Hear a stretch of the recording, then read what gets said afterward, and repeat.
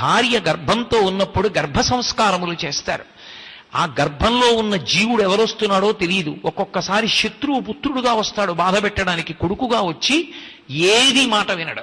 తండ్రిని ఏడిపించడమే వాడికి ప్రయోజనంగా వస్తాడు. శత్రువు కొడుకుగా వస్తాడు. లోపల ఉన్న జీవుడు ఏ సంస్కారంతో వస్తున్నాడో తెలియదు కాబట్టి వాణ్ణి సంస్కరించడానికి గర్భ సంస్కారములు వచ్చాయి. గర్భ సంస్కారములన్నీ చెయ్యకపోతే, అలా చెయ్యనప్పుడు కనీసం శ్రీరామాయణాన్నంతటిని వింటారు. శ్రీరామాయణం అంతా వింటే గర్భిణి స్త్రీ ఆమె సమస్త సంస్కారములను పొందినట్టు. దాని వలన ఉత్తముడైన వాడు వంశానికి కీర్తి తెచ్చేటటువంటి కొడుకు పుడతాడు. అథవా అది కూడా చేయకపోతే బాలకాండలో చెప్పినటువంటి షణ్ముఖోత్పత్తి, శ్రీమద్భాగవతంలో ఉన్నటువంటి దశమస్కంధంలోని కృష్ణలీలలు వినమన్నారు.